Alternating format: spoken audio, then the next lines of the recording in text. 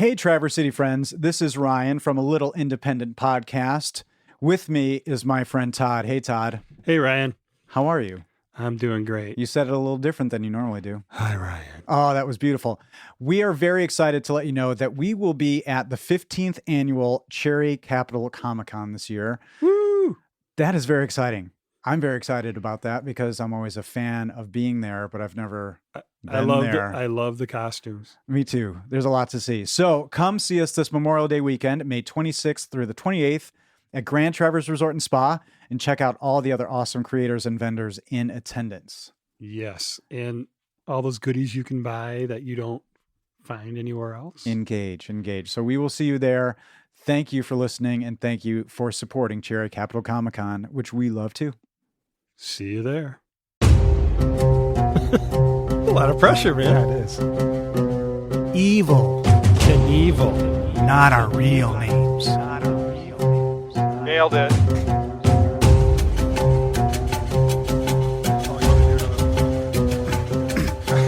Oh, you want me to do my bit? Okay, here we go. Who are those guys? You're gonna love it. It's just a little independent. That might have been too much, man. I have a plan. I have a plan. Plan. Are we hot? In these new uniforms, I think we redefine These hot. new uniforms. Look at us. Yeah. Just look at us. Bowling night has a whole new meaning. Yes, it does. That sweet, sweet intro, which I have just ringing in my head right now, to be honest with you. Hello, everybody. Fans of movies, friends of all sizes and shapes. Welcome to A Little Independent, the movie podcast where two friends talk about independent, obscure, just plain weird movies. My name is Ryan. And I'm Todd. Hi, Todd. Hi, Ryan. How are you? Looking dapper. I am feeling black and gold right now, man. Are you? Yeah. That's a new slang you term are, the kids you are are using. black and white over there I with our am. new uniform on. Yes. You had a little bit of a Thank you different for intro this. there. You kind of changed it up. Did I? Yeah, I guess I I liked did. it. I guess I did. That's I was thinking about that, and I got a little, I guess, performance anxiety over that we don't yet have this, consistent thing we open with, or I guess, sometimes we say we're hot, but Sure we do. You always say, we're two guys talking, we're Yeah, I two friends guess. talk about movies that are blah, blah, blah. And tonight you did it a little different. So let us know what you think. Our legions of listeners. Are we starting? Is it too early to market? Did I say, I said independent, obscure, just plain weird? No, some of all sizes and shapes. Oh, and oh, yeah. you were It's a you Ringling were Brothers riffing. vibe. You were Yeah, I guess I was thinking about this as I was saying you that. were so John it's a good point. Coltrane back there, That's just right. tearing it up. Well, our last episode was, I think, a unique experiment. As I, told you then, I didn't know what you'd expect or what to expect of you from that, and I think it was fun. What have you watched in between? Did that movie spark any '80s trajectory for you or anything? No. Nah. Did I see? I don't. In the last week. No, I've been binging the true crime because it's the 5-year anniversary of the Delphi murders, and I've just Gotcha. that rabbit hole just grabbed a hold of Gotcha. me. And, yeah. Nice. Do you see they released the trailer for Ted K, the Unabomber movie, and our guy Charlton Copley is playing the Unabomber? No, Yeah. I'm doing another Unabomber movie. Yeah, this looks like a legit, Oscar contender type of Unabomber movie. Wow. Because that actor is amazing. But our movie today really couldn't have anything less to do with the Unabomber. If we're into transitions, we suck at them. But after a depraved murder sex fest, you've brought us back to a little bit more stable ground. Yeah. Well, and for my previous movie, I did the crazy do acid in a trailer park. Trailer Park Jesus. So this is I had Yes, to come back we've to been my filthy on the listeners the last few movies, haven't we? Yeah, so now we got some real meat and potatoes here. Is that what you would say? More meat and potatoes. Yeah. You know, More traditional for what we do. big picture, big meaning, Gotcha. not frivolous, frilly. Big money, big spending. Our movie today is Chloe and Theo from 2015. How did you find this? Because I don't ever remember you talking about this one. Bottle cap, dime. Yeah, okay. Which you can buy on Metal our detecting. website as a T-shirt of your color. Metal Not detecting. yet. Metal detecting. Yeah, so I was doing the Amazon thing, searching away. That's how I saw it. Did you see it first a while ago? No, I Recently. just saw it Oh, cool. this past week. Oh, this when was I like, texted you and I saw said, it and do the podcast right away. yeah. Remember when I texted you and said I hit a dime? Yeah. This was a dime. Okay. That's interesting. Have we done that before where it's been a movie that you've seen and then we've done it right after? I don't know. I don't think I have. Oh, it might have been. I might- Oh, maybe Wings of Desire might have been one. Well, that was a blind date, Yeah. so kind of, sort of. Okay, that's cool. I might have done this once or twice, but don't ask me which ones because we've done so many. now. Todd, everybody, Todd is the better person at this podcast. He's the more adventurous. He truly does seek out independent film, and I just tiptoe around them, and I learn from him every time because, you make me want to make better choices, man. See, now I'm going to have to pay you more than what we agreed upon That's because all you really went over the top. It's all on that. good. The description of our film today is, and this is on the poster, from the northern ice comes a gentler kind of hero. Yeah, I don't know. Now, I, for one, like several thumbs down on that. And I saw when I looked up the movie, how do you tend if I'll send you a suggestion, how do you first look up that film? What do you do? Trailer. So you don't go to IMDb to look up just the overview, you'll go to the trailer right away? Oh, yeah. Not Interesting. every time, but a lot of time. Yeah, even when it's your movie, the first thing I kind of will do just to get a feel. Interesting. Well, I go to IMDb, and usually the first thing I see is the poster. Right. So I'll click on the poster for some reason. Usually, I didn't read the description, and I read "From the Northern Ice comes a gentler kind of hero," and I decided to go into the movie just cold. Good, because there's not a lot of good. There's a lot of bad reviews out there. I expected the movie to be about a superhero of some sort. Kind of is. An Eskimo superhero. Which, how is everybody pegging him? An Eskimo, we'll get into that. Real world, not pretend world. But I guess this is my conditioned brain. Clearly, very quickly, I realized that wasn't going to be the case. Very quickly. But so I went into the film not knowing at all what it was about because I was proud of myself for the restraint that it took to do that. Isn't that terrible? That's terrible. I was proud of myself for not watching the description or even looking at it, on Amazon when I brought up the film. That's nearly impossible these days because the first thing anybody does is grabs their phone and Googles whatever they want an answer to or want to know more about. And it was just a little experiment that I feel was fun. Good. Well, let us in on it as we go. Yeah. How this, how it went with that.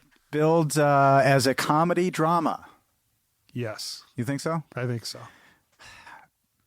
My big problem with the movie was the tone. I did not know what to expect at any time. And so and we'll get through it, but I felt like maybe I laughed when I shouldn't have, or I didn't laugh when I should have.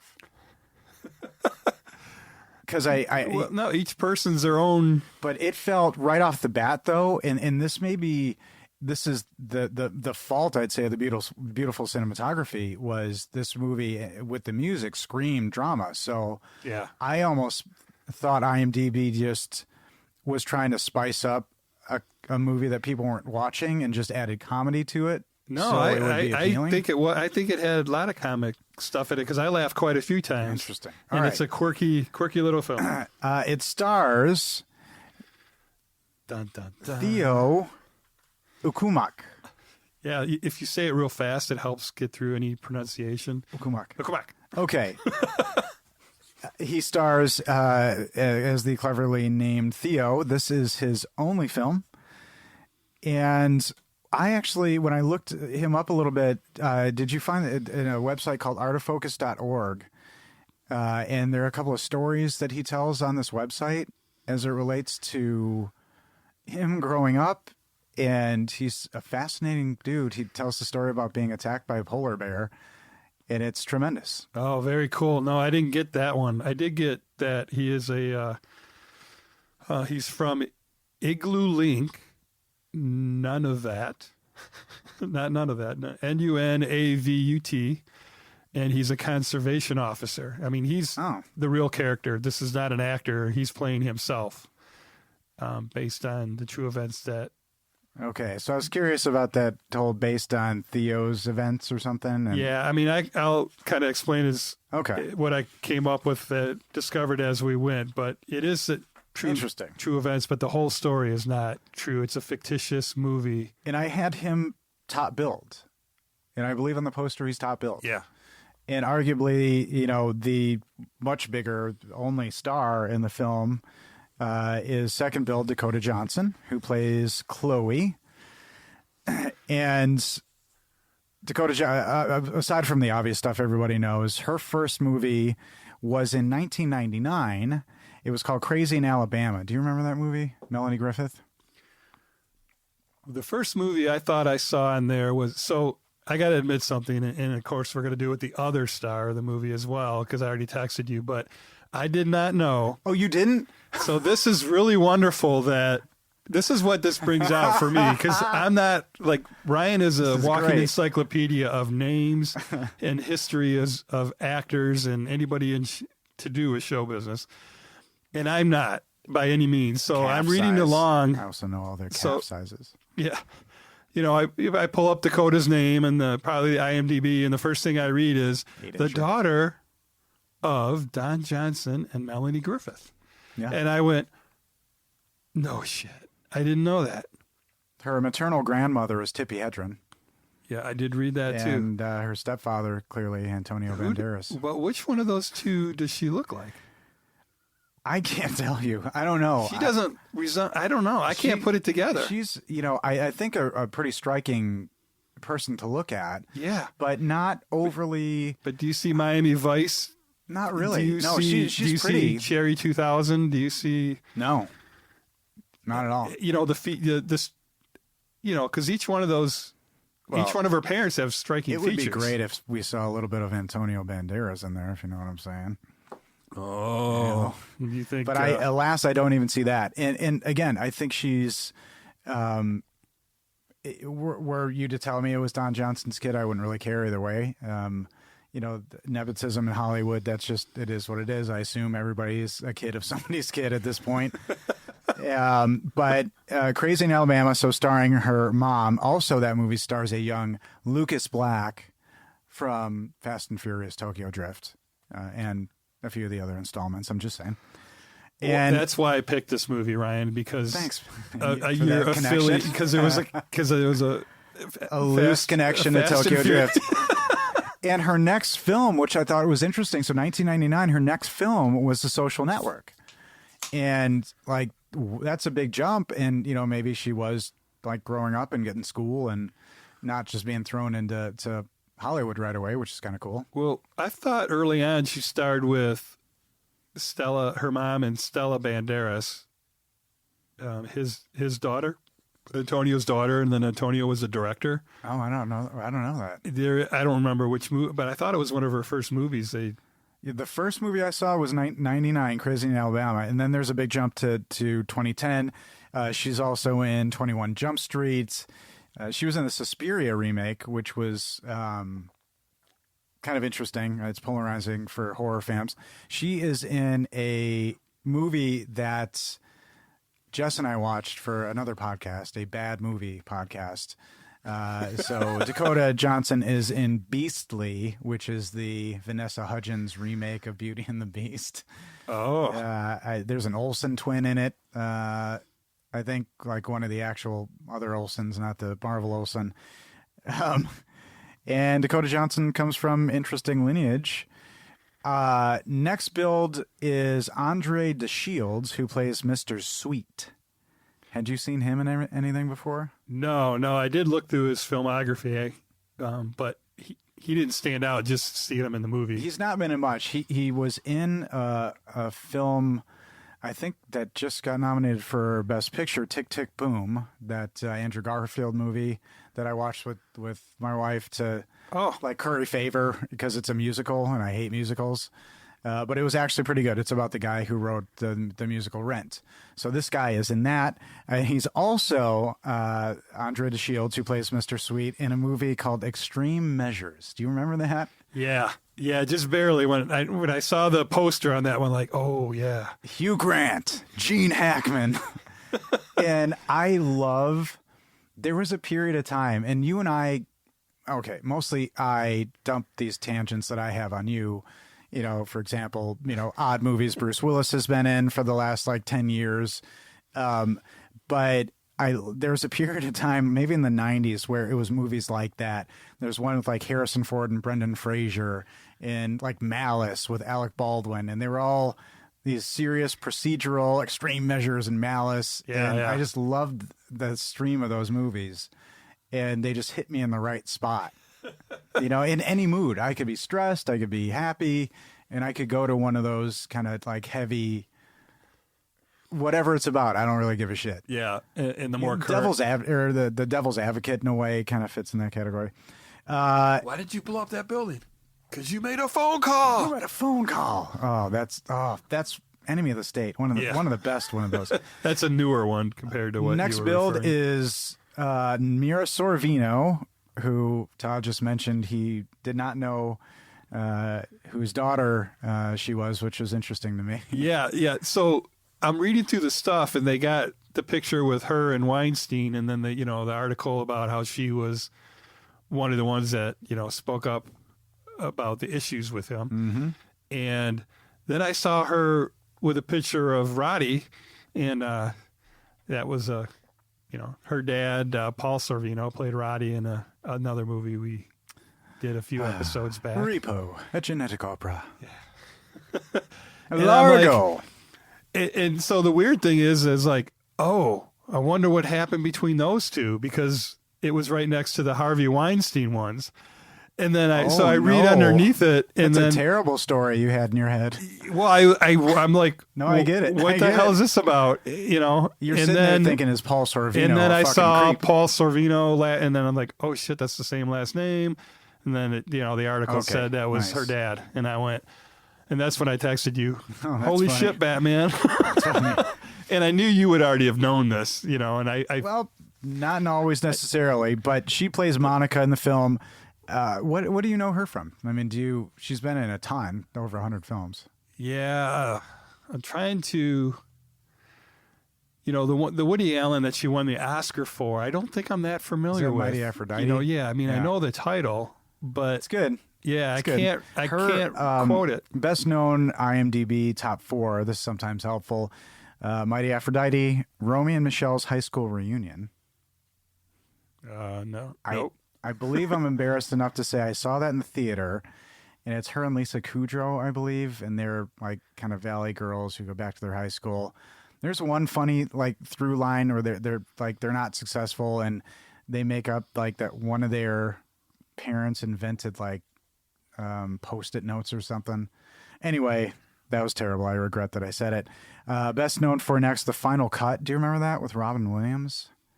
Where he pieces together the best parts of people's lives, kind of the sci-fi. I was thinking 1 hour photo, Not to but be that's a confused with different 1 hour photo. Yeah, 1 hour photo. If you haven't seen The Final Cut, check that out. Okay. Another kind of underrated, under the radar. Robin Williams, amazing, a really cool concept, and she's also best known for The Replacement Killers. Yeah, which is a movie I love. Yeah, and it's a weird pairing again. there was a period of that too, where they take an action star and put him with an Oscar-winning, in a way, an Oscar-winning female lead. Chow Yun-fat is just amazing. I really like Mira Sorvino in a movie called Mimic. Do you remember that one? I do. Sci-fi. Yep. I thought she was really kind of believable as that character. She wasn't super damsel-y, as I recall. I just liked her in that. And she is in another movie that has ties to our podcast. Do tell. It's a movie called Butter. She's in Butter? She's in a movie called Butter.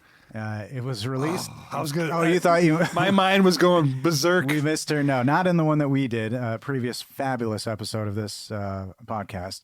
But she is in a film that was released in 2020 called Butter. And I'm going to read to you... 2020. This is the first half of the description of 2020's Butter. Okay. Must be long. A lonely, obese boy everyone calls Butter is about to make history. He's going to eat himself to death live on the internet, and everyone is invited to watch. This sounds familiar. Oh, really? It does. I must have seen a trailer or something for this. That sounds the kind of weird, like that right now, I'm not into.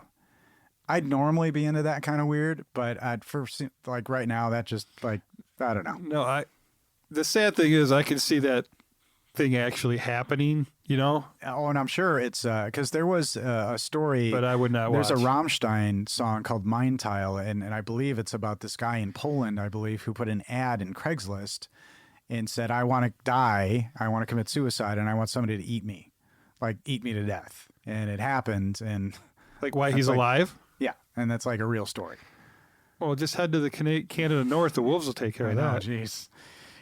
So that's that. And this film was written and directed by Esna Sands. So the other actor, though, the Tyler character.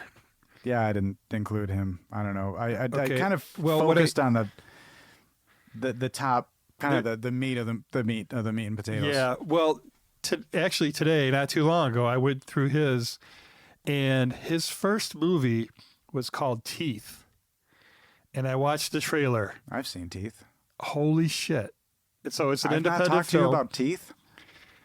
So the girl with teeth in her vagina, like her, the gynecologist sticks his hand in there, and I mean, I'm like, Ryan. People know this. Ryan has to have seen this because this horror movie would have been nuts. So he was in that, and that won Sundance in 2007. I think it was. Are you saying we're going to be doing Teeth at we your might behest be on this podcast? See this? That's a me type of movie. Now I see it happening. Yeah, this is getting into you. You're going to suggest the next Zombievers to me. Then all of time and space will become undone. Well, they all have teeth, right? Yes. Written and directed by Esna Sands. This is his second feature. He is uncredited on a 2009 movie as director for a movie called Act of God. But he has uncredited writing story consultant credit on the movie Alpha Dog, and an uncredited screenplay, or he's uncredited on screenplay on the movie Black Hawk Down. Yeah, he's a mystery. I mean, I don't even know. Have you seen him? If it's his real name. Have you seen him? Because I've seen. He looks like some. This is your director right here. Look at this guy. Yeah, if that's even really him, that could be catfish bait right there. Well, Enza Sands sounds like a. I don't know that that's a real name. He's supposed to be a script doctor, like a ghost writer. Yeah. So he doesn't get credited for the stuff. He looks like it. He does. That's this fella right here telling this story. Can you see it, people? Holy Christ. Well, he could write a vampire movie. He could, or maybe a gangster movie. Star in it. The tagline for the film, and yeah, this is on the poster. Together, they will change the world. That works. Yes, it does.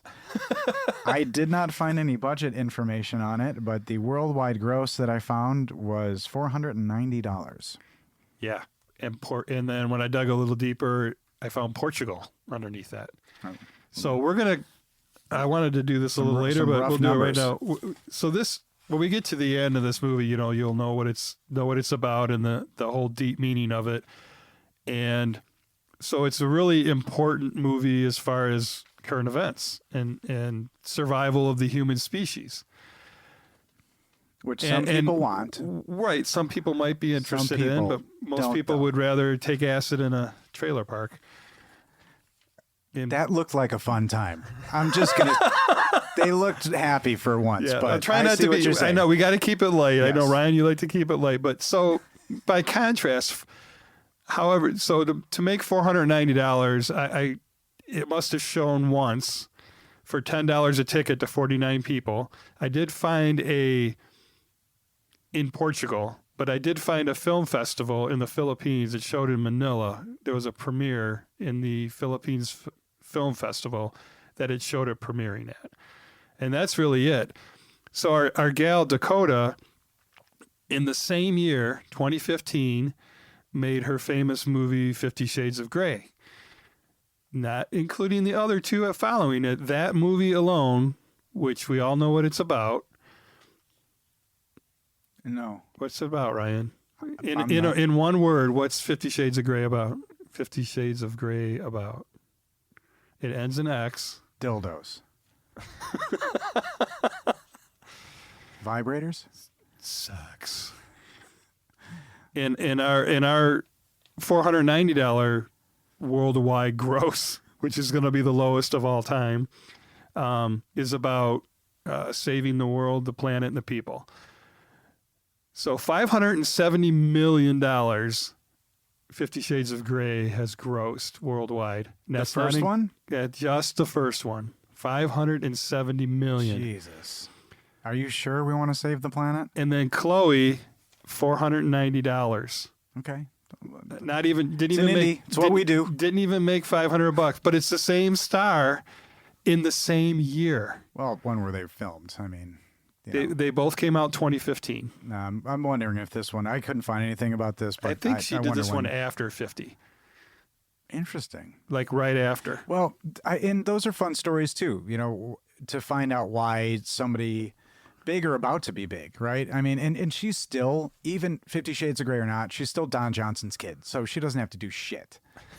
I mean, unless there's some drama that we don't know about, and you can email us at alittleindependentpodcast@gmail.com if you know anything about beef between Don Johnson, Harley Davidson, or the Marlboro Man, I forget which one he is, and his daughter. Email us, but so that I like those stories. Like, why did you do it? For probably clearly no money, or they were assholes and took all the money, and the filmmakers had to scrounge for the rest. But I think that's kind of cool. So the movie clocks at a breezy, easy peasy, on paper, 1 hour and 21 minutes. Yep. But I clocked it, and between credits, it's I don't know, it's about an hour. Really? And 10. Hour and 10? Okay. Yeah. So, because Eating Raoul was 100 hour and 20 minutes as well, and I thought that was kind of funny that both movies back to back were clocked out at the same. But this one, the end credits roll at about an hour and 14. Okay. So it's a nice breezy pace. And when the film opens, you helped transport me, because I like looking at opening credits on the movies we do for the most part, because they are different, and it's not 20th Century Fox and all that kind of stuff. Yeah. So you see Vision Films, and it made me think about Vision Video, the video store I worked at. So I got this like bit of nostalgia at a moment I needed it, I think, and it was really, I just thought, oh man, like this would be a one copy at my video store too, and you'd have to have seen it to talk about it, or you might not know. But that was nice to see. But it kind of looked like a retro little, opening film production credit thing, which I dig. Very cool. And then it contrasts into, one of the more stunning opening shots I've ever seen. And so much so, I'm like, that looks like a painting. And so I paused it and just let it sit on the TV. Yeah. Matched our bedroom wall perfectly. Gorgeous. the layers, Yeah, I love a good shot it's like an that. Arctic shot of the Arctic, I guess. Good gracious. Yeah. Horribly oppressive to even think about living, but just beautiful beyond words. But they've been doing it for thousands of years. Whew. And the opening VO is subtitled because it's not in English, which is, I like that too. That it's adds some authenticity to it. Yeah. But the one motif that recurs, and I think is maybe what's appealing about a landscape or a vista like this, is the solitude. So the motif of a harpoon scraping on the ice, in that location, you can hear it for miles, and that's the reflection of the stillness and the peace and that sort of thing, which is interesting and because the big sky. The harpoon is the weapon that sustains them, but it is a violent weapon. So why couldn't they be scraping a baby rattle or something? A hoe. A hoe? I don't know. They don't do much farming in the ice. Wrong movie. That's the other one. I thought that was kind of a cool thing, and I could envision it. Like I could hear what that sounded like. Yeah. And I thought that was really remarkable. And I always wondered if that was like what attracted the seal, because the seal pops up and then he goes running after it to harpoon it. Well, that must be. And I wonder, I don't know if that emulates like another seal digging through the ice or something, and like almost like a call. I don't know. They don't say. I did not look into that, and I wasn't smart enough to, nor am I now, to have put those two things together. I thought he said it. You don't hunt, do you? Not. But I hunt for snacks. Like at the grocery store, if I can't find them, I will go the extra mile to like dig into the shelf. Yeah, but not really. But I thought, the lazy Susan, you'll give it an extra spin. I'll give it an extra spin if I don't find that tin of fruit things or whatever. So what they're teeing up right away is a feeling, a landscape. We have a guy who we find out is Theo, who he's hunting a seal, and he goes to ice fishing, and it presents this very real, very palpable, tangible landscape. Yeah. And it feels, again, beautiful, but I'm cold as we're sitting here. Just thinking about it. Absolutely. And the whole thing that I keep just kind of going back to is like, look what's happening here. And, do you move? No, yeah. Do we just keep moving south? That's an option. I'm just saying. But the filmmaking is, I think a lot of it has to do with the feel of the filmmaking. Feels very independent, but the music strikes you right off the bat. I loved the soundtrack for this. Soundtrack was pretty cool. Yeah. Yeah, and it was interesting, and the folks who did it were interesting, but the first bit of comedy, I'll say, is as they're doing in kind of how they do in diversity documentaries or like workplace diversity, where they show a close-up of somebody's face, and another close-up, another person's face, another close-up, and then the last guy starts talking. I laughed at that. So with the elders. Yeah. Was that supposed to be funny? And they had the subtext on it. Any of those things, because it's quirky, you can take it as funny. So here's the start of where I was challenged. Like I was challenged by this movie the whole way because it didn't. I felt like I shouldn't be laughing at any of it. Yeah, no, and rightfully so. There's plenty of comedic spots throughout this movie, just because it's such a heavy subject. Well, we have who we find out are I believe elders. Yeah. But again, after what I think is a intentional bit of comedy, these static faces. Yeah. They're just and then the last guy for a minute, and then he starts talking. I'm like, ha ha ha ha. All right. And then I'm like, wait, what? The sun's going to destroy us? Yeah. Then they're sending you where? So then I'm waiting for more humor.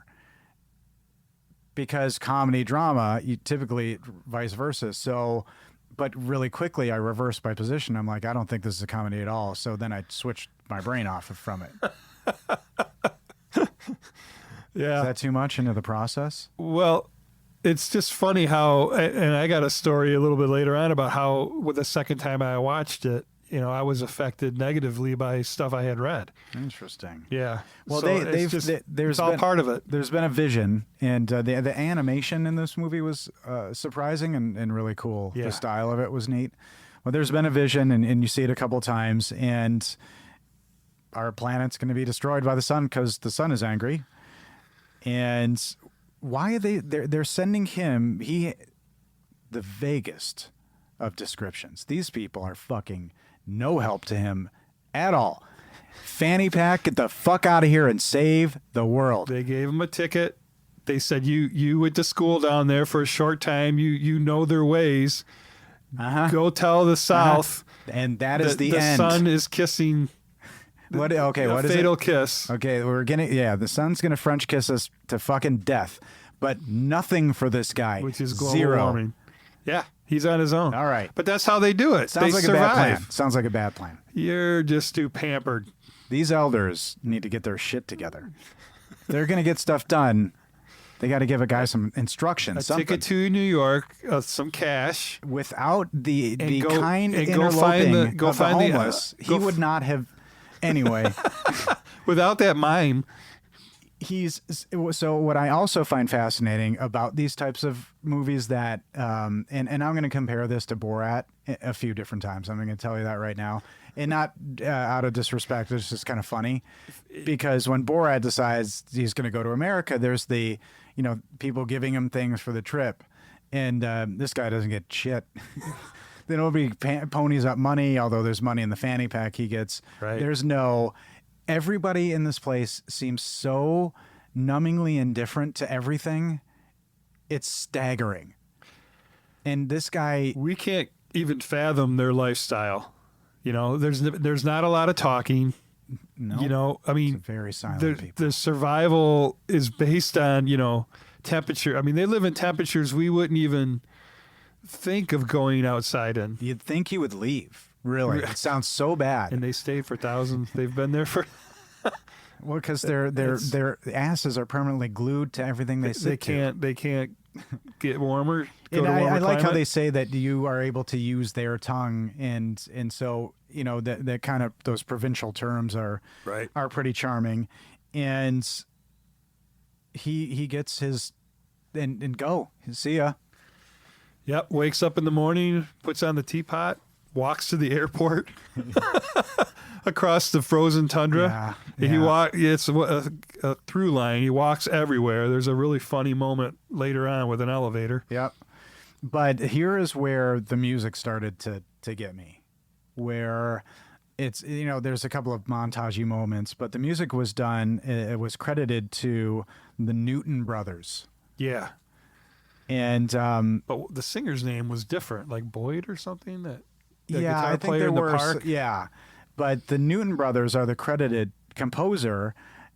They did a 2007 film called Zombies. Oh, yeah, no joke. But they've also done. They did a horror film called Oculus. Awesome movie. They did Open Water 3, Gerald's Game. The Newton boys. Yeah, did the music for. They did Dr. Sleep, the recent sequel to The Shining, which was a great score. Wow. And they had to reinterpret one of the main themes from the original Shining, which was cool, and they did The Grudge, so that was pretty cool. And this is what I noticed. We should say the credits are still rolling at this point. Yeah. But Mira Sorvino was expected to be an and she was an and. I like to call that stuff out. This is another weird thing I do. I may not have told you. What does that mean? Special. Doesn't want to be credited with just the regular cast. The riffraff. So, and I think, and correct me if I'm she wrong. does not strike me as pretentious like that, but I don't know her. Special, but with, I think, is a different meaning. So sometimes you'll get an and or a with. If you have an Oscar on your fire mantle, you get a... Yeah, I think it's, but they're both meant to be special. And the arrival at the airport scene is always a fun one to me because I like that, they're trying to explain culture shock. But do they at any time say where he's going? Do you see it on his ticket? Because I think we just know right away. I mean, they show the Manhattan skyline and you see the, But Jess, she left for a second when you got that establishing shot. Yeah. And I didn't say much. And for a period, she's like, "Where is this?" And I said, "Does nothing really stick out to you?" And she's like, "Not really." And it didn't. And as I believe it was filmed in and around Manhattan. Yeah. But it didn't completely feel that way, especially the little homeless shelter, which was home to the cleanest homeless people I've underground ever seen. They didn't put enough dirt on Dakota, you think? She's got a dirty face through the whole movie. She sure does. Easy there, Tiger. Oh no, I know. Again, like I said, I wasn't sure I should have it's laughed the same at a lot year. of the stuff. It's hard, I laughed. you're going to keep mixing 50 Shades in with But this. they have the arrival at the airport scene, which I like, and there's a line about South being where the rest of us live. Yeah. I forget who said that, but I thought that was a fun line. Mr. Sweets, maybe, but later on. Yeah, somebody said that early on. Yeah. And I noted, a couple of times the music, and around this beginning when he arrives, the music turned menacing. And that threw me. I think, when he gets to the place, oh, yeah, for the because first... New York is menacing to him. And I wondered, was that it? Because there's, remember like in the 80s, the steps off the boat and it's New York and everything's aggressive and the boombox guy is scary and all that. Well, yeah, I mean, you're paralleling Crocodile Dundee too, Yeah, that's exactly where I was going. Yeah, yeah. And so they always have that, fish out of water thing. But my first Borat comparison, because is when he gets his first room. And again, I wasn't really clear where he was staying, but it was a pretty nice room. It's the little shitty hotel room. I know, but like, the she's size from of it, think about real estate in Manhattan. Like people pay $3,000 a month for that kind of space. Oh, I didn't think about that. He's able to accommodate 3 additional homeless people in there for a period of time. He pays $50 a day, so it's in the drug zone. All right, yeah. I just noted that was pretty great, and I also wrote a specific note that I like Inuit humming. Well, the part that took got me with that was, so there's no TV. He's sitting alone in the hotel room. There's no TV, but that's not new for him. But isn't there a TV? Because they watch TV later. That is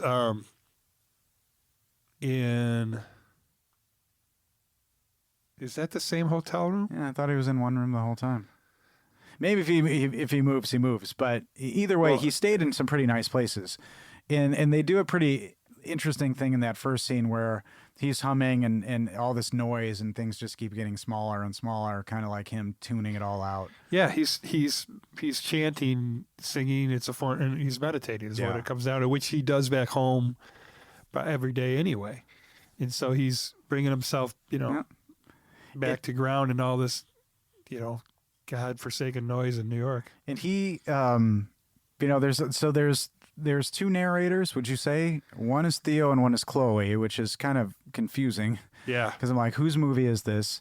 And that's another thing. I have a huge gripe with the title.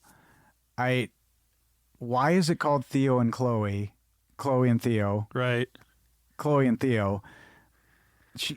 All right. She's a terrible character. She's a terrible person, this character. I couldn't stand her. Couldn't stand her. And... Wait. My first wait in a while. Wait. So this is my second movie in New York, in Manhattan, and you just did the same thing that you did with my lead character in Most Beautiful Island. Interesting. You said, she is a terrible person. I think it's because you're drawn to terrible people. No, you just literally both my Manhattan movies.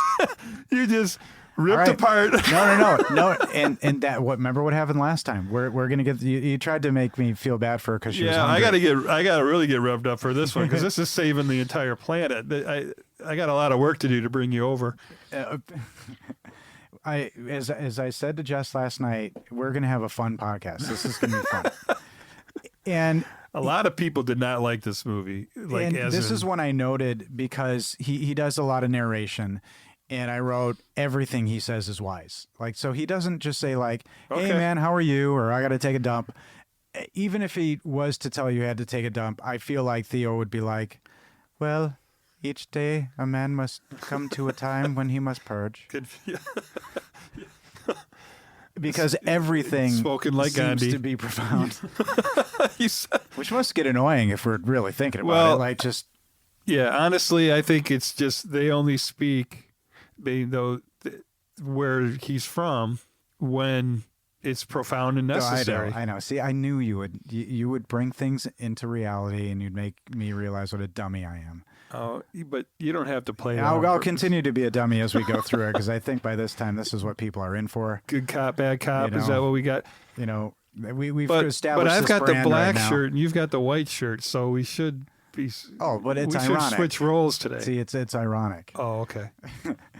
And another comparison to Borat is the Only you would take Borat and encounter with the young African American males meant to be the stereotypical toughs coming to, and I think this is like Chloe sees this or sees him, and this is the first time that he's confused as an Eskimo because she calls him a freaky Eskimo. a freaking. And so it's the next morning, and Theo gets out and is going to go find out where he's at. No plan, no guidance, no nothing. His plan is to find the elders. What will be, will be. Oh, that is just that's true. So Yeah. you can bet he's going to ask for the elders. Yeah. And it's so funny. It's so simple. Yeah. He's asking, where are your elders? But that's how they do it where he's from. But I think that's the point. They speak to his elders. There is none. You know what I mean? And that's why it's flawed, is because, and that's kind of a message of the movie, is The president's not no. our elder. I mean, if you get granular, yeah, you can ask him for it, but what's he going to do? It's going to get farmed out to somebody else. And, At least those faceless guys who have dreams about the sun blowing us up, they're getting shit done. They at least sent this guy. So our intro to Chloe, she's doing her daily gig, sitting on the corner with the dirty face and writing out her cardboard Slightly sign. dirty face. Slightly dirty. She was a little too clean and pretty for Perfect Ryan's teeth. taste. Perfect teeth. Those aren't junky teeth. Yeah. Well, I She guess looked really good. I guess in the what movie was that where they? In the documentary on the Strangler in L.A. No, the who's the bad Richard Ramirez. Ramirez. Night Stalker, yeah. The Night Stalker. Uh-huh. Thank you. Uh-huh. He spotted the cops immediately because they were dressed in dirty clothes and had dirty faces, but they had clean hair and clean teeth. They had good teeth. Ah. And he picked them out. He says this right, in an interview. He says it clearly. He picked them out immediately. And you literally just did the exact same description. Like, here you got this. Let me tell you why. She comes from good stock, right? She's got Remember, the genetics. I didn't know what this movie was about, so I assumed she was an undercover reporter. Oh, alien. An We always alien reporter? We always bring aliens in. That could be. I mean, that would have been an interesting left turn because I was waiting for the hero thing, but I assumed he was the hero.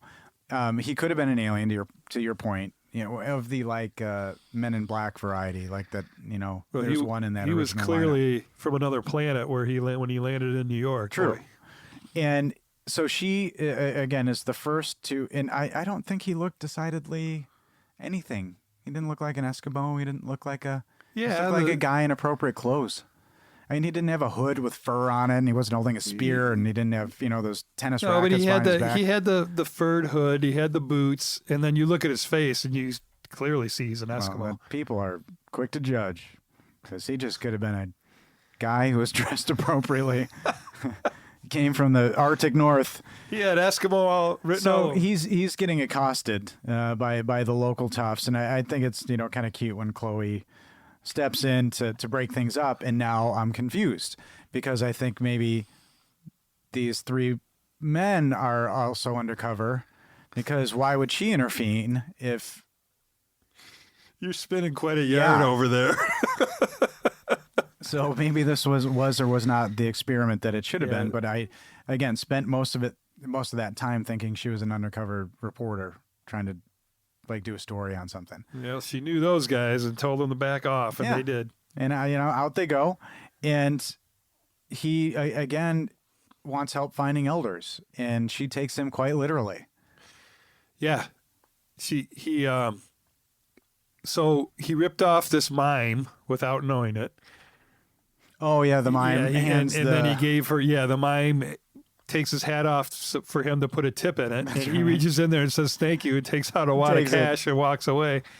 And that's when Chloe went over to follow him because she was laughing so hard. Yeah. So he gives Chloe the $38 that he took out of the mime's hat to take him to the elders. Yeah. And what does she do? She takes him to the nearest senior center. And then has this wacko plan for getting him in. Because she assumes She's going to invade. he has an age fetish. Yeah, that came right out of 50 Shades. Although, I put that in capital letters. It's like, well, no, although he himself she's still in the sex mode. is old as can be. She said this should do it for your age fetish. Well, so you think she added that line that was ad-libbed? I think she's still stuck in 50 Shades. Yeah, So she had some of that was spilling She over. had enough cachet on the set. Yeah, that I think I even saw a blindfold on her dresser at one point. She did have a whip sticking Where- out of her ass at one point. Where, amongst the Bruce Lee posters, I think there was a blindfold. And she clearly had a butt plug in the whole movie. You can't tell unless you see it, but like it was clearly in the whole time. Too far? I want to That's know where you what I saw thought. that. I could tell him how she walked. Every once in a while, probably hitting the wrong spot, and Little goose, little jumpy. it happens. And she is devising a plan to get him in, but all the There's while, no way we're ever going to Dakota on the show after that. oh, be daring, Dakota. Come on, your father would be on this show, She's done 3 50 Shades Your of Grey father would movies. come I think here. she's quite daring. and I've not seen one of those, by the way. So I do not know what this nice young lady, looks like naked, but she has a plan to steal in herself. Really? Huh? You haven't? No. Well, then I don't feel so bad about not knowing Paul Sorvino was her dad and that Melanie Griffith and Don Johnson was her dad. No, we you've shouldn't never feel bad seen about that. You've never seen 50 Shades of Grey a movies? movie that did $570 million. Yeah. Oh, absolutely. A lot of dumb people gave their hard-earned money. I don't know what the math is on that, but that's a lot of stupidity, which is why there's ice in the Arctic killing everything. Because a lot of women went to see that movie too. I that's find good. that interesting. No. I don't have anything fundamentally against that movie at all. I think it's cool, and I just remember it sparking an interesting conversation at the time. I was at the Winter Comedy Fest, and Sinbad was here, and that's all he talked about. He didn't do any stand-up. He just asked people questions about 50 Shades of Grey. Really? I Because don't know if it was I the movie took or the him up book. to his room and he tips very Gave well, him by that the hand way. job, No, right? no. But And- he asked me questions about Traverse City. Oh, that's not cool. about which is where we're Getting from. material for his But bit. your conversation with him ended up going to because you were talking about movies, probably, right? well. No. We just saw him at like he performs. Oh, Yeah, no, I wasn't talking to him. He just performed. oh And no, I was so- hanging out with him. Like I was realizing, that it was a thing, but it's just, not my thing. I cannot believe it made $500 million. So that's Fast and Furious territory, and that's scary. But I would watch that before I would. No.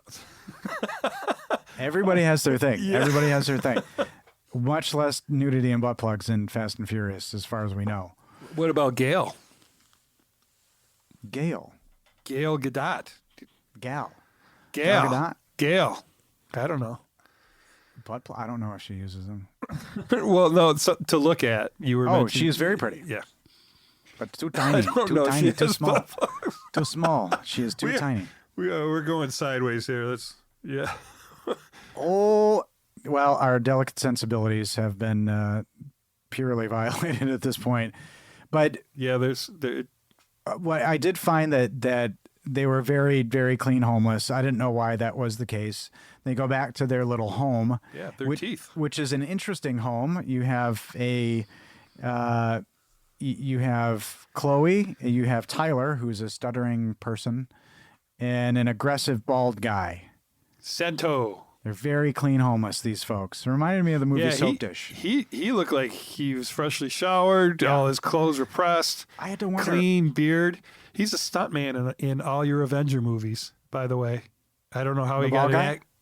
Yeah, Santa. Oh, interesting. And looks like a stunt guy. Avengers in Iron Man 3. There's a whole list of them that he's a stuntman Interesting. for, and then he got this gig and he delivered his lines great. He did. He delivered his lines. and he has a bit of an arc, a character arc, which perplexed me. But the comment that, as they're talking, there's a lot of, all right, we're homeless. And now I'm thinking the set just looked weird to me. And I was really confused because I still think at this point she's a reporter. Why? I don't know. Because I think She's just who's going to help this guy? These homeless people? It was beyond me that they would do anything. They're just caring. But, again, they have every disadvantage. There's no way that they could get him the connections to save the world. Like if that's what, but then again, I think maybe he's some kind of superhero or an alien. So I'm having a ball. Okay. That's what I'm saying. All right. But he makes a comment that I thought was really interesting as they're ingratiating him. And he said something because he's talking about his mission. And I think they asked about sending an army or something. And he said, we don't have warriors. Yeah. I was like, oh, wow. Okay, well. Where they live is just community. Yeah. In survival because of the extreme conditions. Yeah. They don't have it. The grass isn't greener on any other side of the other villages. Yeah. They're all the same. And he mentions his dream of life on the never-ending ice. Yeah. Like, again. He loves it there, Ryan. Move the fuck out of that place. He loves it there. And we get the flashback cartoon, which is fun because it made me think of The Matrix when we're talking about blotting out the sun and this doomish apocalypse type of thing. And there's also another line where I think Chloe says he's on a mission from God. So we've got lots of different maybe homages to different movies, or I'm not sure. On a mission from God seemed really intentional. Yeah, that little banter scene that you're referring to was funny. I mean, I laughed all 3 times I watched it during that because she gets his name wrong. She gets everything wrong. Yeah. You're on a mission for God, and he says from his elders, and and he says to save the world, and he just sighs. And even the others are like, his name's Theo. Yeah. And at that point, I thought she was doing it on purpose. The beginning of my thinking she's a crazy, nutbag, terrible person. Yeah, she's high-strung. She's high-strung. And there's more that she reveals about herself that made me like her less. But I like when she takes him to the chess area, and that fascinates me, man. Have you ever seen those dudes playing chess? And ladies, I hope, and I'm guessing. Just in different shows, like but not in New York. Have you ever seen it in real? Yeah, the speed chess. I'd love to see that for real. Yeah. Because I'd be scared. Because Mr. Sweets, I don't know what the fuck his deal is. Because, again, I'm slowly coming to the realization that Chloe may be a real homeless person. But, she takes Theo to the chess thing, and then she pulls this weird move where she puts her leg up on the chessboard and then for just a second, because he walks up, she was kicking back. No, that's a little casual. I mean, yeah, it was. That's funny because that move struck me odd too that she did that. And I noted here, how did you sleep? I adapt in the way he talks, and I was just like, Theo is a huge bummer. There's nothing exciting about him. And I actually wrote further Eskimopey. Although he's not an Eskimo. But we realize that they come to the fact that he needs to warn every president. So he's getting a mission at least. But I'm worried about this guy. He's got no plan. He's with what may be an undercover TV reporter searching for a story, or on the other side is a legit homeless person who's not going to do shit for him. I'm concerned. He's either going to get used for some reporter's, journalism career, or a homeless person is not going to be able to help him at all. Yeah, the president, they interpret it as being the elder. Yeah. And then he says elders, so they need all the presidents. Yeah. So who is Mr. Sweet? We hear about him. Is he their pimp? He is like, like a ringleader for that community. He's got his act together. He makes lots of money playing chess. He saved Chloe, we find out later on, because she was a junkie when he found her. Yeah. And, got her act together as far as a homeless person is, got her off the drugs. Hilarious. Yeah. So this is, I'm telling you honest, like that's the way I didn't know what to take seriously or not. No, and I didn't think enough. It is a comedy and drama. To dig that deep into him, because how you just articulated it would have been great. Yeah. And I kind of likened him. I guess I thought about him as the Bowery King in John Wick, maybe. If he wasn't nefarious, he was kind of like running the homeless. And that's what it felt like, because he's talking about don't take any more strays. Yeah. Because like they at first asked him to stay in their pretty decent hovel under an overpass or whatever. But so I was confused as to his role, which is interesting. Another thing I found interesting was that before Theo had a plan, they found he got around easy because he had to get back to their thing, whatever. And then he would guide himself by landmarks at home. He'd have to make them, but New York had tons that he just memorized. So his mind must be so trained. He didn't have to build any. Yeah. Which is pretty awesome. So at this point, I'm wondering, has he moved to New York or is he visiting? He's always just visiting. His mission is to see the elders, to give them the message. Okay. And then this seems he'll pretty return home. Because he has his place, and he has the three of them move in with him because he's all about not wasting extra space. So I'm like, he lives here now. I think this is because he's not rushing until the money runs out. Again, I was concerned about that as well, because he's not with a winning team, clearly. So we have, Chloe, all she's brought to the table is a stolen jar of candy from a senior center. Meaning they don't have the connections to the president. Yeah. But you never know. It's New York. If you can make it there, you can make it anywhere. So we discover that Chloe has this affinity for Bruce Lee. Now, I'm really perplexed by that. Like, looking at this picture of the director, I'm absolutely positive. Yeah, there's a whole Bruce Lee through line in there. I liked it, but what do you think was the, because they used a lot of quotes. Yeah. One, were those quotes accurate? Yes. They were. You know him pretty well. Yeah. That's good. So what do you think was that just to give it some more spirituality or different? Because it's conflicting spirituality. I think it was just Chloe's character. Character choice.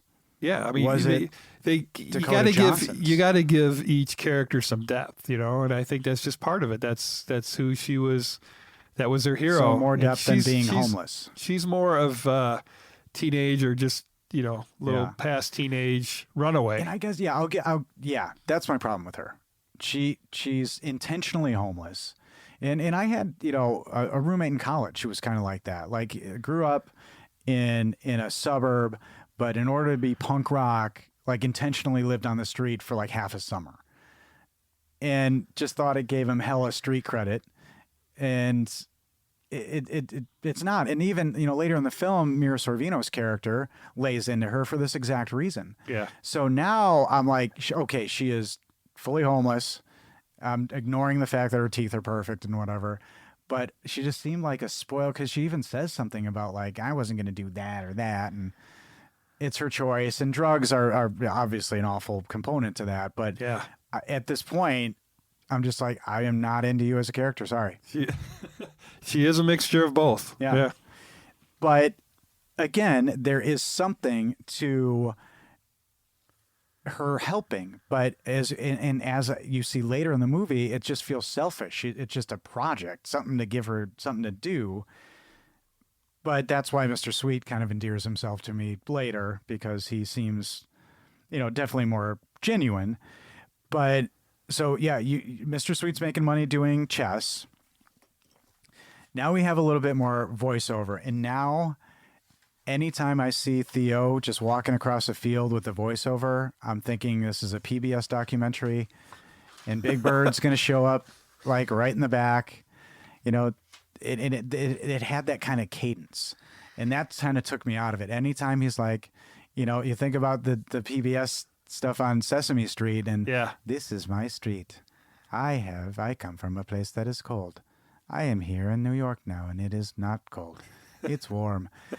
I'm like, where's Oscar the Grouch on the street corner? Yeah. Because the pace, it just would break up like that. And I'm like, why do they keep doing this? Yeah. And Okay. and it maybe they needed to fill time because, again, the movie wasn't super long.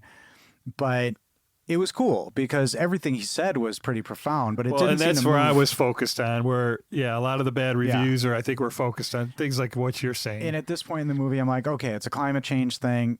Okay, we know climate change. Like, we know. Is he going to be a super? Is he going to discover powers or something? So I'm kind of now falling into the movie and feeling a little dumb that I thought that the lady was a reporter the whole time and she was going to break character and help him. That's really what I was thinking. Like, she was going to take advantage of him to begin with or whatever. Yeah, she's inspired and then it's to like, help him. okay, you know what? I'm going to, and that kind of does happen in a way, I guess, so I don't feel that stupid. But they realize in the Bowery King, or Mr. Sweet, sorry, and I did call this actually, and Jess was impressed because they're saying, what are we going to do? How can we address all the presidents? And I actually said, like, the United Nations. Yeah, I thought I did. Yeah. And my wife of many, many years was like, impressive, honey.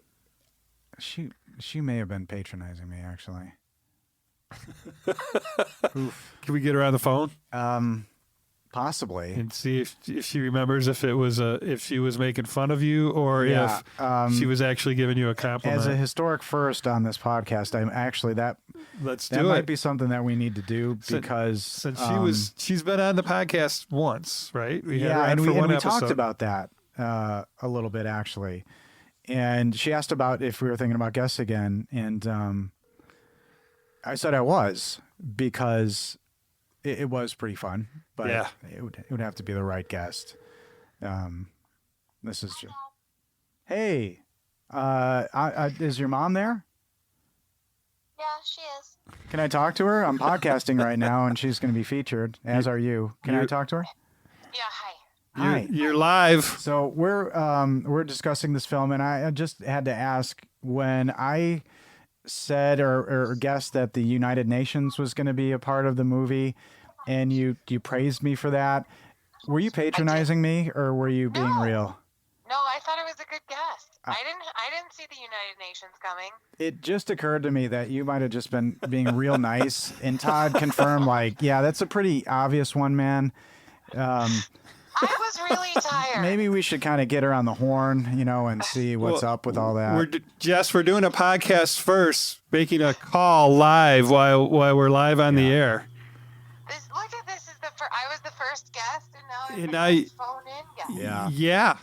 Yeah. Unannounced, without even knowing. Yeah, and our daughter picked up, so this is a family affair, this episode. Well, thank you, my love. I appreciate you very much, and thank you for the compliment. It was really sweet. Well, and I was tired. I slept like a couple hours before we watched the movie, so maybe. Oh, it was good. I really didn't see the United Nations coming, though. Jess, what did you think of the movie? Yes or no? Hey, all right. I love you, kid, and we're going to talk later. All right? Bye. So it was a nice thing that she said, and I thought, well, yeah, that made a lot of sense. And now I'm going, well, I kind of wish she was a reporter because how are they going to, what are they going to do? Now I think, oh, hijinks are coming. Comedy hijinks of them trying to get into the UN. And it starts with how hijinks start is a trying on of clothes montage. Right. But before that, I love the fact that they go into, or they want him to have a suit, right? Yeah, he can't go in there looking like an Eskimo. Is what they said. And he very kindly every time, I'm okay.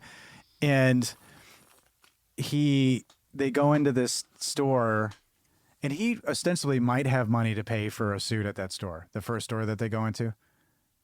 Maybe. Yeah, well, she gets in the fight with, and you know what? I didn't think the reason she said, the clerk said, "Am I being filmed?" is because I didn't think they could use the word "punked" and not have to pay for it, or couldn't get permission to say. Because Ashton be on their ass about that, huh? I don't know. Well, I expected her to say, "Am I being punked?" No, but she's doing this, Abe Froman moment, like in Ferris Bueller, where you clearly can't be shopping because it's three slightly looking homeless people, really good looking, slightly dirty, great teeth homeless people, and she's just being a total New York bitch. Yeah. And there's this poor little Inuit man in the middle Just going, I'd like to buy a suit, not please. saying anything. Yeah. You sound like that guy in Napoleon Dynamite. Yeah, and it's also a character in a lot of Wes Anderson movies, Applejack and Bottle Rocket. And and sometimes, a lot of the times, it would take him just opening his mouth to actually help the cause. But they end up shopping at a resale shop, and it's a trying on of clothes montage. So again, after the mean New York fashion lady, I'm like, all right, here's going to be the comedy bit. And the trying on of clothes comedy montage happens. Yeah. And okay, we're having some fun. And then I see what he's dressed in. And I'm like, Again, that Napoleon supposed to be Dynamite. This old 70s. That's all they could afford. it's a weird looking, it's Yeah, definitely it a weird is a looking way suit. outdated suit and tie, especially that tie. Holy crap. Weird looking suit. And I'm thinking, did they harm him more or did they help him? I'm not sure. But I think that caused more harm because that definitely set off the next bit alarm of bells. momentum is him inside the United Nations. Yep, and it did say visitors entrance. I did catch that so how- because they did say, like, why did you break in, or why did you not break in, but why did you come unannounced? But it did say visitor entrance where he walked Okay. in. It wasn't like he snuck past a All guard. right. But when he goes to the security guard at the door there, and then they Yeah. show him explaining his story, the guy's like reaching for his gun, Yeah. And so ostensibly he's telling the son's going to kill us all dream. And you slightly see Mira Sorvino in the back just kind of looking over at him. Yeah. And I didn't realize the severity of what was happening because maybe I was along for the ride with this visitor thing. And I'm thinking, oh, okay, if you don't have an appointment, they send you on your way. But what he was doing was clearly not right and not okay because they're all arrested. Yeah. And that was jarring to me because I don't remember the whole gang in there. I don't remember. And so I thought maybe there was a time jump and they went back in to do something crazy. Yeah, that they didn't show. Yeah. Yeah. Because they do have that flashback where Sweets is leading like the whole gang up the Which, thing. and, yeah. finally we find out is, but I was really perplexed. So Yeah. I don't know. He was by himself in the beginning at first. So they're interrogating them. He's handcuffed to the table. Yeah. Like this is serious. So I'm like, what the hell happened? That must have been a really huge trespass what he You did. gotta, it's New York. It's the United Yeah. Nations. They are on high guard And against anybody. Thinking, guy, stop leading with the sun's going to destroy us story. It's not Make gonna- anything up till you get to where you're going, then tell him how nuts you are. No, not that he's nuts. But so the interrogation stuff is happening, and Chloe's being interrogated. She gets aggressive. She grabs at one of the cops, and I don't really know what's going to happen, but it turns out that Theo's released. So it's kind of like that. This part of the film kind of got muddled for me because I Yeah. wasn't sure what was It happening. was at almost this like point. they were trying to cut it down and just do like a couple of quick flashbacks to let you know like Yeah. what had happened, but they're just following Theo. And then he gets bonded out or whatever, and he walks out, and here we go. There's our new introduction to a new character. Mira is waving him over to Yeah. her big shiny Monica, black right? I don't SUV. think, did I say what her Yeah, name was? Monica. Monica. And I think she was playing the character of Monica Ord, who is the producer, because Monica Ord was actually in her background is disease and med and medicine. So I think and her name is Monica. So I think they wrote that character as Monica Ord. Oh, interesting. Yeah. Huh. Well, she is somebody who was followed him. I don't. Was she? She heard him talking, earlier on, and heard the message, and she was fascinated by it. So she Yeah. bonded him out, Yeah. and then when he comes out, she waves him over. And she wants to. Yeah. She wants to take up the torch and help him But give this his is message. Where I think Now she I can get laughed. things done. I laughed when I shouldn't have, because she's approaching him for help, and he's like, "Oh no, yeah, we're too late. We're done. It's over." And I'm like, "Oh, wait, what?" He's a prophet of doom now, because his deadpan delivery. I don't know what this guy. He said the message should be for my people, because we're too we're late. Done. So I'm going back. I'm going back to tell him it's over. You fucked us up real bad for good. Good night, Irene. Yeah. And I laughed. And well, again, it's that's when funny. Jess was kind of like, but they arrested him. I don't think that he's was given supposed to be his funny. message, and they arrested him and interrogated him, and yeah. and her lawyers got him out. Yeah. Well, this is the character change that got me in that Theo goes back to the shelter before going back to Mira Sorvino's character's house to live. And mean guy.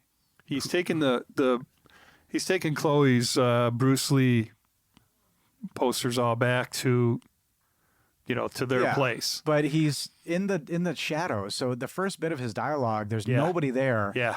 And I'm like, is the door talking? Because there's a door under light.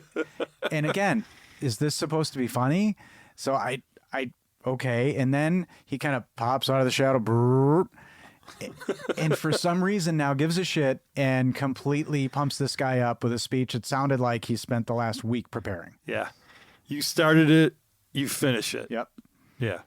And good speech. There you go. For a stuntman. Monica takes them in, or him in, and they're all standing around. And this is another thing where I'm like, because Theo's like, everybody's staying here, right? Because you have all the space. It'd be a huge waste. I'm like, what a dick. Well, Monica had given him her card, so then he had that, so he walked to her place. Yeah, but like, don't offer to let 3 smelly homeless people stay in this woman's. You don't know this. That's a bold move. That's a bold move. And she's like, sure, you can stay. There was a little hesitation. Yeah, and that look on your face says it all. And this is now you talked about the pricing in Manhattan. Yeah, her place. Oh yeah, I don't know what that was. That was. She's a successful lady, and so now she's burdened with these, 3 additional people and trying to do things with them. Now, Mr. Sweet looks like he kind of is doing stuff. He's got his, like you said, he's looking over the downtrodden. He's doing his thing. Tyler, he can't get his act together. Tyler's a puppy dog. He just follows. He follows along. Wash his damn face. Get his shit together. Get a job. Call his parents and be like, "I'm sorry, Mom and Dad. I'm coming home. This is over." He can't do it. I know he's got a stutter. Get some speech therapy.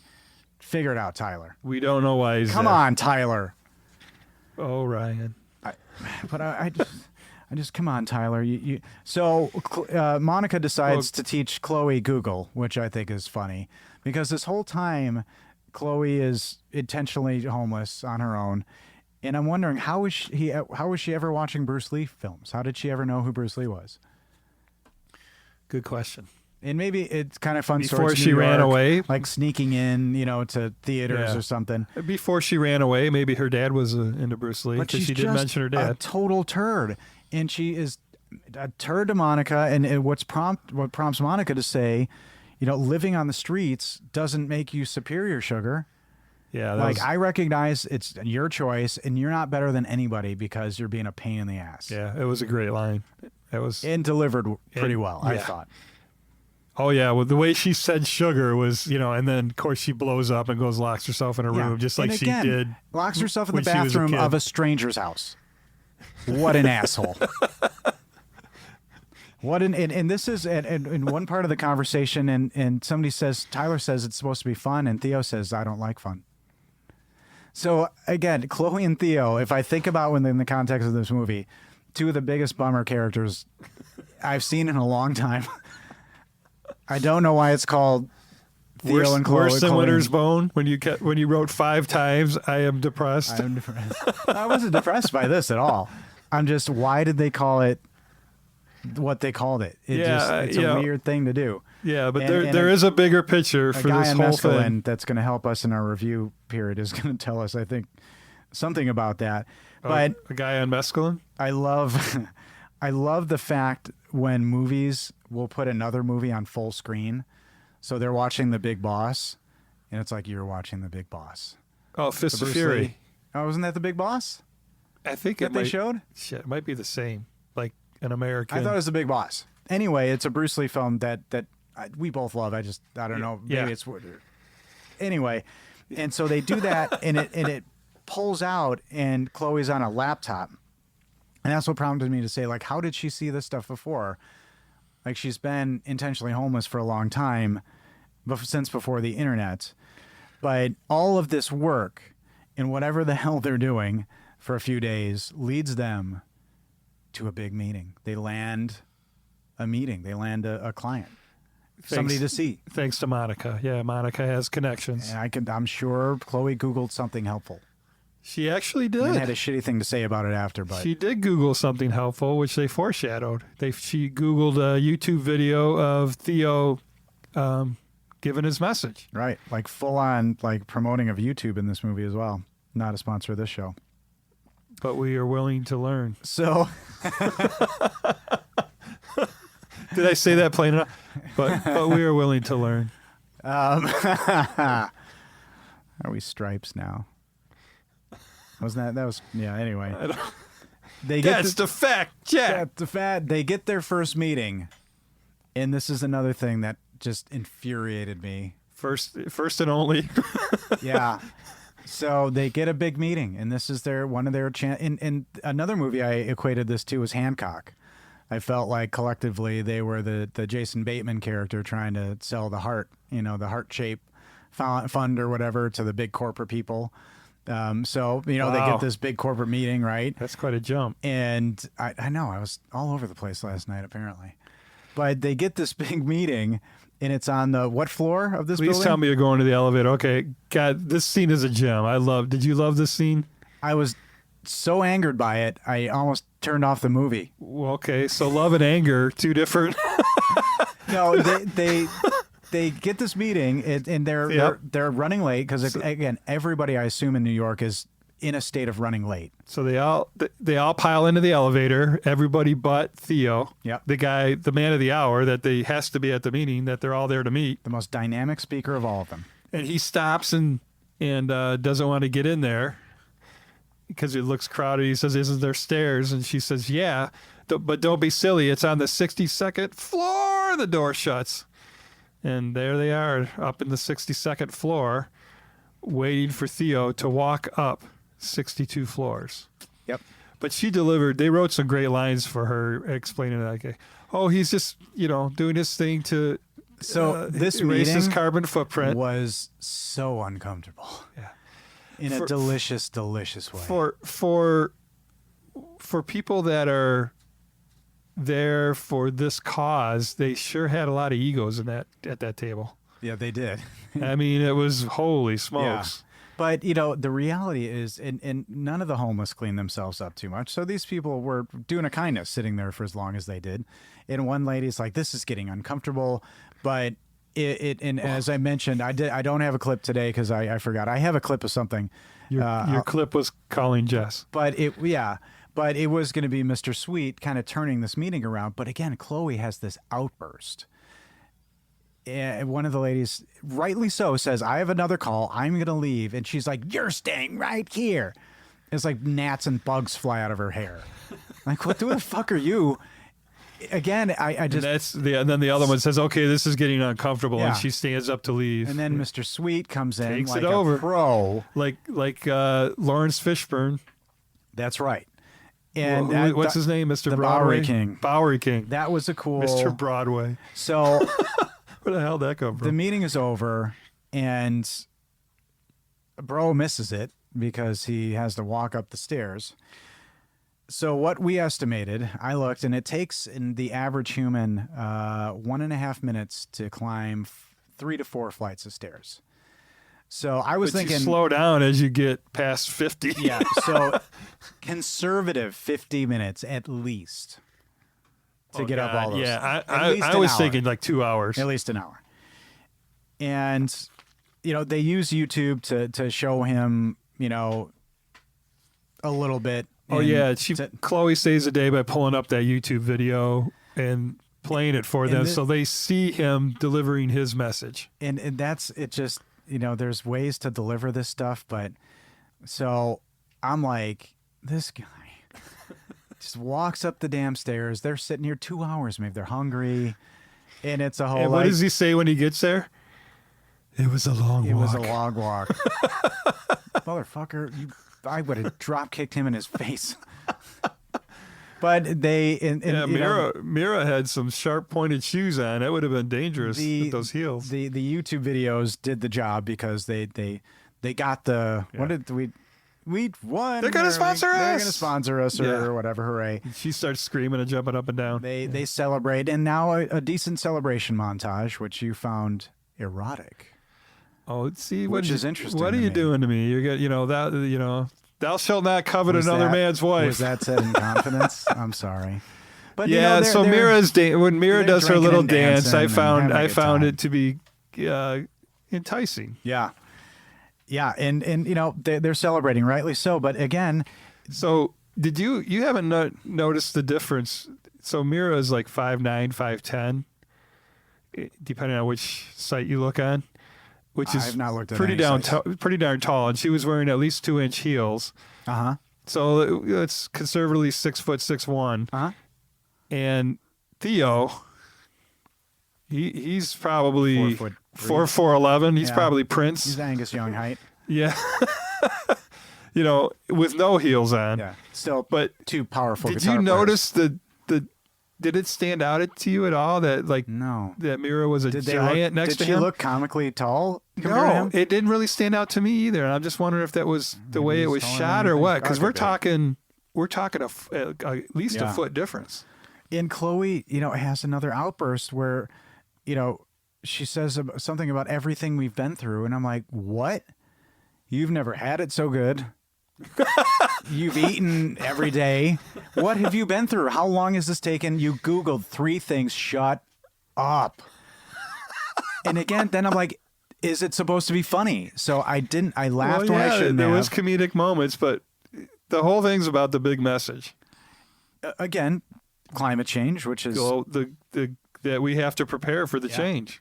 But I think more importantly, we should just go back to our elders and tell them we fucked up and we're done. Yeah, well, they oh, God. Well, Monica, at the end of the party, gives Theo a pair of shoes. And it's a nice gesture because this guy likes to walk, right? Yeah, and I'm thinking... That's his thing. A nice pair of... they're Nikes, man. I don't think they're Nikes. They're white, bright. Whatever, they were expensive. They were something. Yeah. And this is the second time that I prognosticated something true in this movie. Yeah, I had a bad feeling. Because he decides to go for a walk, and I said ironically, this motherfucker's getting killed for his shoes. Yeah. To my wife. It's New York. Yep, good call. And he's literally stabbed for his shoes. The party was too much for him, too loud, drinking, it's not his scene, and he walks, that's what he does. Because he doesn't like fun. He said it earlier. He's got his new... Well, the way Mr. Sweets was describing... Mr. DeSweets. Yeah. Hello, DeSweets. Try saying sweet and describe together. I wouldn't. I can't. Squeebing. Nope. I'd sprain something in the back of the tongue. Well, when he said that about fun, he didn't like fun is because he was yelling at him. Yeah. Like, this is fun. He's I don't like fun. Yeah. And, he goes out and is stabbed to death for his shoes. Yeah, without any warning. It was pretty dramatic how they did it, how they filmed that. Because the two guys walked up, he's being robbed. Around. They went silent with it. Yep. And then, boom, just the stabbing motions. Yeah. And then just the blank stare. Like, what have I done? Why are you doing this to me? It was pretty impactful because they did it. They cut the sound out. Well, it seems like I guess I'm surprised he lasted that long with in New York. 0 instruction and help. Yeah. Some good-looking, clean-ish, dirty homeless helped him. And, the next thing we see is Chloe. What does she do? It's the first thing she does. Well, she's so distraught over the man. The police show up with the card and tell them that he's deceased. Yeah, and then everybody's falling about the place very crying. Clinical. Yes. He is I've deceased. watched a lot of true crime lately. And this then little attention-grabbing shithead. and then they show Chloe on the roof. Is that what you're referring to? Yeah. Yeah. What an asshole. Trying to take Theo's thunder. What'd she do? Oh, I'm going to kill myself. I've known this guy You don't for 4 think weeks. she was giving up on life because of the one good thing that was She happening in her couldn't life was stand. snuffed out by crime? No. Couldn't stand the attention was on somebody else. One last thing. So our podcast is I don't- comedy/drama. Ryan's desperately pushing for the comedy. I honestly, that's the way I took it. Her doing that felt very selfish to me. And yeah, I mean that might have, but See, I was the opposite. she felt like a selfish character the whole time. All the tantrums she's having, and locking herself in the bathroom. She's like, "Why are you doing this?" But again, recognize you're doing nothing for this guy. So why would you antagonize somebody? Nobody's trying to pull the wool over. Nobody's trying to rob the guy. He has nothing. It just seemed improperly antagonistic the whole Yeah, time, she's- and she didn't have a lot of redeeming qualities to me. Yeah, no, untrustworthy and angry. She's untrustworthy of anybody else. She's very angry. So yeah, I mean, it's not a nice, warm, cuddly feeling that she's portraying at all. Have some humility But- if you're going to be So homeless. So she does the outstretched arms, is gonna, fall off the building, and somebody's arm grabs her, but we never see who, and Oh, it was Tyler's arm. Don't they show? That was Tyler. was it? I think it's Tyler. I think they show it. How did I do miss think, that? I do think. Because I didn't know who it was that grabbed her. Because again, she probably made a big display. I'm going up. Like she didn't want to do it too. More attention. And you know what? It seemed to work out because the next scene has her being interviewed by Larry King. And she's cleaned up, her hair's washed and dyed, and she Mr. looks Suspenders. She's dressed up very good. And this was Larry King's last movie. Was it really? The last movie that he was in. I wonder. Was this movie. How many has he been in? I don't know, but this was his last. And how he's probably credited as himself like 90% of the time, but I wonder if he's ever played a character in a movie. Not that I've ever It'd seen. be hard to not Right. see Larry King. Yeah, yeah. I mean, the voice. That's and Larry King. maybe if he didn't wear suspenders, you And I would like be fooled. in movies how, and they do it in this one where they have her on Larry King, and then they shoot to like random people and families that we don't know, looking on like, look at her. She's doing it. Oh. So Was that all the remainder of your notes that you just? yeah, Plowed you through? sped through all that. Yeah. I did. What? Wow. Yeah. I just let you go, baby. Have I I? couldn't get a word in edgewise. But so now I'm going to give my little take on the end. You're going to do another podcast, right? This is His- the end. Is this the end? Not with those shirts. He was Yeah. he you was may killed. Take my shirt back. He, It's coming back. take that shirt off, boy. Keep that camera rolling. Make sure that. Oh, are we? I come out of It's here. not. I'm actually trying to test out the. We're getting filmed at the same time here, Oh, so boy. we're trying to adjust to the Hollywoodism here. So yeah, I didn't mean to steamroll you So no, you did. at all. So Enter the Dragon was And a that's movie not like where a she sexual said, term. "Don't think, feel," and then she talked about the finger pointing at the moon. That was a good line. That's from Enter the Dragon.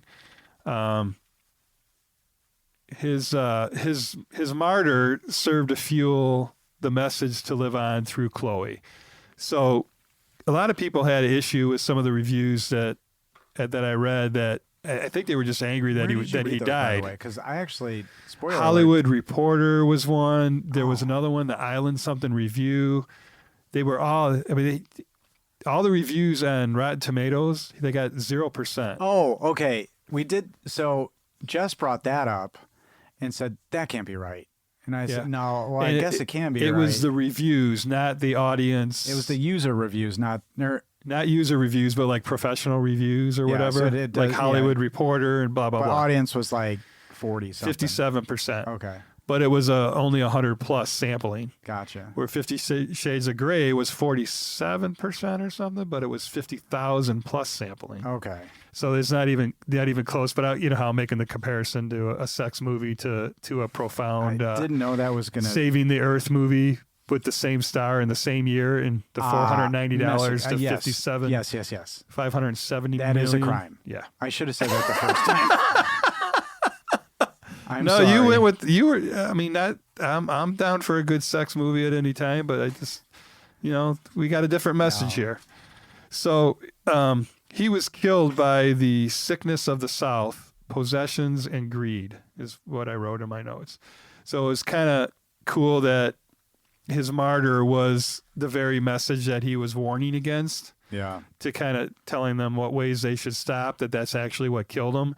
And then that, throttled Chloe to do this for the rest of her life, I'm sure. So it was just, knowing the runtime was so short, I wondered, is there a director's cut of this? Because there's not much about this director. And it perplexed me. A lot of those just big jumps were jarring, but I got it. I like the message I got 100%. Yeah. I was just curious at the time, like, was the message heard? And it was 2015. Let's say it was filmed in 13, maybe, because indies can run behind, right? Yeah, they did it in filming was like 3.5 months in New York. Oh, okay. So just, all right. And then, they did LA and the Arctic. So it was a climate change movie during a time where was that, in the global consciousness? Well, did we need it?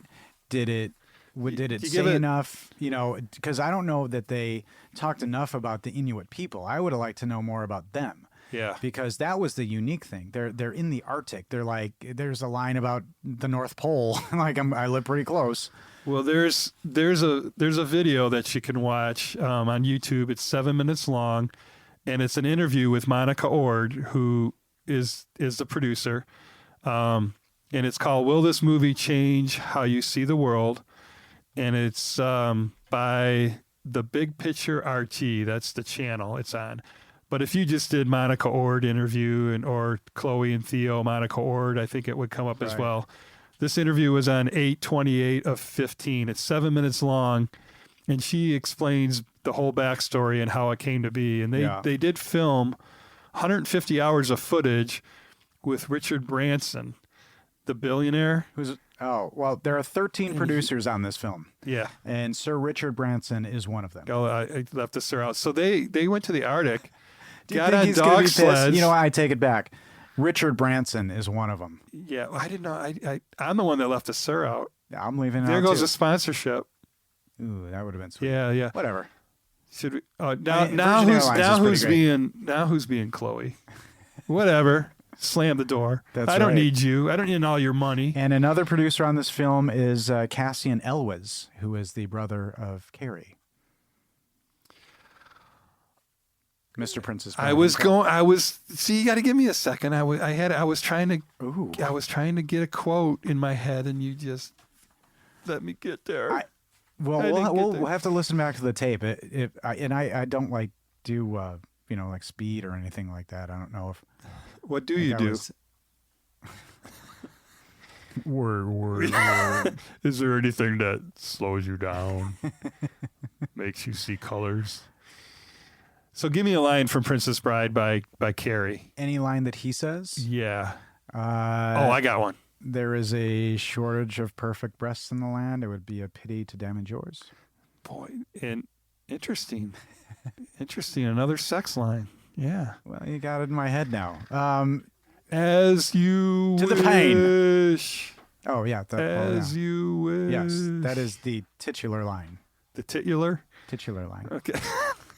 Oh, man. Well, should I give a warning phone call? I enjoyed this. I really did. There were parts of it that perplexed me, and I just kind of wondered if the director's movie was messed with, or I didn't look much into who edited it. The cinematography was staggering. Music was amazing too. Yeah, and it's just I would have liked to know more and maybe there's not more to know about him, but that climate change, it's talked about, it's being talked about, it's been talked about. I just would have liked to see more unique kind of perspective, and the fact that he just. It almost seemed like comedy in and of itself. Like he gets a new pair of shoes, goes for a walk, and gets stabbed to death. Yeah. And as I'm saying it, I'm like, it is kind of funny because I'm a weirdo. But. Well, it's ironic. So clearly, obviously he plays himself, and he's a real conservation officer up there in the Great North, and he's not dead because he played himself dying. So clearly, obviously he's not dead. Right.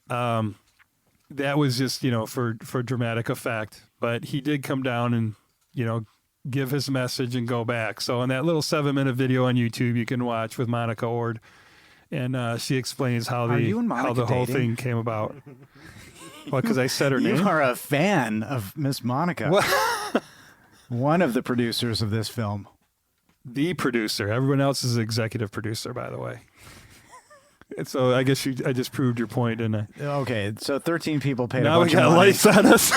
13 people paid a bunch of money. So, I like this. There were things to like about it. I just was curious as to whether there may be a different or a director's cut or something more to hear from this guy. But so for our reviews, this is the first time that I have and there's plenty of movies that people like. And I didn't find a lot of bad reviews on this, actually. Oh, I kept seeing them. Well, so I just IMDb, and I didn't look at Amazon, but there were no 2s or 1s. Like the lowest I found was a 3. And there were, not a ton of reviews. I think maybe 60-something. Yeah, people were picking it apart, but, But here's a guy who posted a video about this movie. He goes into, in the beginning of the video... is this the why not watch this? Yeah. Okay. And he goes into the name. He's like, God, it's like they're trying to bury it. People don't name things like Jack and Jill, and there is a movie named Jack and Jill, jackass. But so this guy goes into why you shouldn't watch this movie, and he's sitting in front of his car in his garage. He's got 1,000 views, but here we go. Movies have weird titles and stupid titles and crazy titles, but typically it's not a Bob and Tom or a Jack and Jill and a whole bunch of movies like that all being released at this time. This movie, Chloe and Theo, I think that's what it's called, gets released, man. Start watching this movie and you're not supposed to watch it. Do not fucking watch it, man. There's no drugs in it. There's no nudity in it. There's no rappers in it. There's no guns in it. There's no explosions in it. It's a terrible fucking movie that nobody should watch. Wow. There's no rappers in it, no nudity, no explosion, no drugs. Fuck this movie from that guy. Yeah, that was a bad review, huh? All right, so here's the actual bad review that I found, again, on IMDb.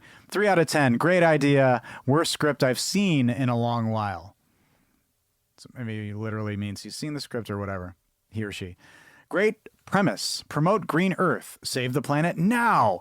And 2 stellar actresses, Mira Sorvino and Dakota Johnson. Should me a winner. Again, I read these as they're written. Should me a winner. Then, once the plot/movie unfolds and the charming Dakota/Chloe appears, our interest is truly heightened.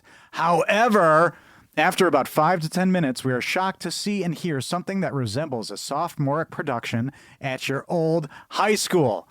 How could this movie have ever been made? The scenes and dialogue are so very, very, very, very weak and cliche, one can hardly believe this is happening. Dakota and Mira both need better advisors/agents, etc., and hopefully learn from this debacle. It matters what projects they sign up for. Dakota especially will be hurt by this insult. She just came off a stunning career changer in 50 Shades. Apparently, she comes off the screen as her handlers direct her. Fabulous or forgotten. I can only hope from now on we will remember she is indeed fabulous. So that was obviously written before her 2 sequels came out. Christ. Yeah, and she made a boatload of money. All right, and we have we'll conclude with a 10 out of 10 positive review on our film today. Beautiful message. I see a lot of oh.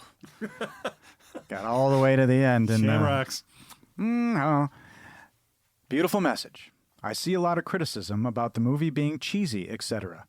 Sad the message is being missed. We are hurting each other and this beautiful earth. We are greedy and insatiable, and hence hurting one another and ourselves. The movie clearly shows homelessness. Did anyone wonder why in this extremely rich country, why we have so much homeless people? And that's the 10 out of 10 review. Huh. It's a good question. Yeah. So, we don't want to gloss over that, but there you have it. Plenty of people do like the movie. Yeah, I'm curious about this director and his weird photo online of a gun. I don't. Honestly, I don't think that's his real name. I think he's a ghost. You know, they says he's a ghost writer. I don't know. He looks like the Ghost Rider. Yeah, Ghost Rider.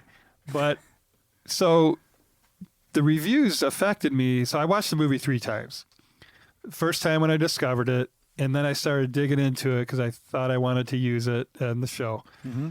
And then I started reading all the different reviews, you know, but Hollywood Reporter was one of them, and the person didn't leave their name. It just said staff member, which I found interesting. Then I read like one other one and watched it again, and all their comments were like sticking in my head, and it ruined I didn't enjoy it nearly as much. I'm like, you know, because I'm thinking, I'm surprised by that. It really did affect. I know. I was looking at it like, wow, am I wrong? Is this really this? And is this really that? And I was thinking all those things instead of being absorbed into the story. And I didn't enjoy it that so much again. And then I'd already picked it, you know, so then I watched it the third time and let all that go. And no audibles on this podcast. We stick to what we stick to. You made me acknowledge the message within a certain time frame or my phone would explode. Yeah. So we're very serious about the movies that we pick. Yeah, and you didn't. I didn't. You had to go buy a new iPhone. Not a And, sponsor, but we're willing to learn. Having an index finger and a thumb were nice, but you know. Yeah, you're in the Unabomber movie. the one. Well, I this was a fun ride. Thank you for picking legit movies and counterbalances the Sushi Girls and the Zombievers of our podcasting world. But and we appreciate you for listening. And I took a risk on this one. Not everybody's gonna like it. You did a great job with your choice. It's lovely. I'm gonna get the cover of this film tattooed on my arm probably. Okay. It's complex. Right it next should to probably Sushi be a Girl. back piece. Right next to the Zombiever tattoo. But we thank you for listening. We truly, truly appreciate you listening to and supporting us. And hey, Todd. Yes, Ryan. We'll always have Monty Doro. Who are those guys? Who are those guys? You'll love it. It's just a little Love it. It's just as like independent. You're about to say You'll love it. It's just a little independent. You're gonna love it. It's just a little independent.